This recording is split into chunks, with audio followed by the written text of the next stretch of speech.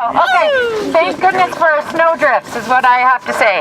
I'm really pleased to be here today with all of you to come together to celebrate the bravery and the heroism of women in the past and all the work that they have done to bring us to where we are today.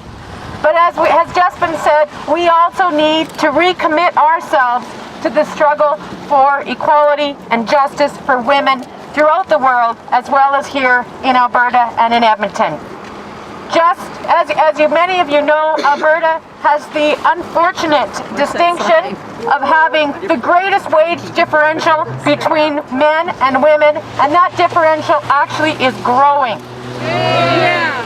We also have the greatest level of inequality between the rich and the poor, and that level of inequality is growing. Yeah. When there is inequality, it hurts women more than anybody else.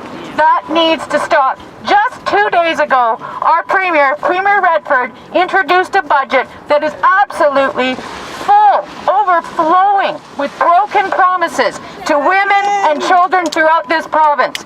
She has made cuts to income support. She's cutting to disabled seniors. She's cutting seniors' benefits. She's cutting income support. There are cuts throughout, and every one of these cuts will hurt women and children throughout this province. So as we walk together today, let us recommit ourselves to a fight, probably the single biggest fight we've had in the last 15 or 20 years, to make sure that the Redford Conservatives do not reverse the trend towards equality and prosperity in this province, that in fact what we do is we ensure that all Albertans can share in prosperity and that women and children can grow and really take their true equal place in this province, unlike before, but definitely what we can do in the future. Thank you all for being here.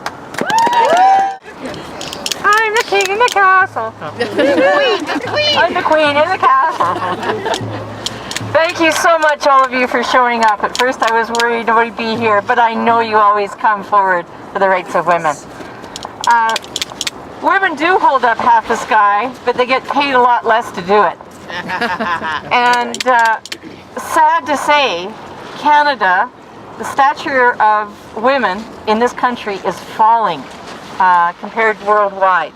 So the governments that we're getting are simply not standing up for the equal rights of women. I discovered just yesterday that Alberta is at the bottom of the pile in ending the wage gap between men and women. Absolutely reprehensible in the land of plenty. We're supposedly the economic engine of the country, but it doesn't seem to be trickling down to women and their children.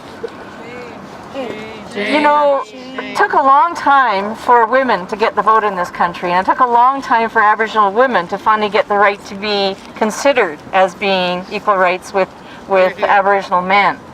But here we are today, and this was revealed by the Corrections Commissioner this week, that we have a rising number of Aboriginal women in prisons. This is absolutely reprehensible. At the same time that we're shutting down our healing centers, we are not delivering on the healing centers and lodges for Aboriginal men and women in prisons that were promised.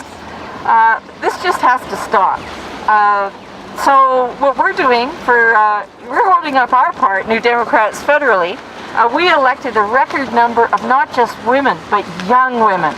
Yes. And so young women are finally being given a voice in Parliament, and boy, are they doing a good job. And I hope to bring more of them out here for you to meet them and just see how fiery they are, so that will inspire you, women, older women and young women, to run in the next election. And I'm really proud that one of my colleagues has tabled a bill in Quebec. For Crown corporations, it has to be equal men and women on those boards of directors, and it makes a real difference in the policy delivery. And she's tabled a bill so that we will do that at the federal level. So we need to get more women, especially young women, elected, and we need to get more women onto these boards of directors so we have the right policies in this country. So I'm looking forward to marching with you, and I'm hoping very soon we don't have to march anymore. Hey.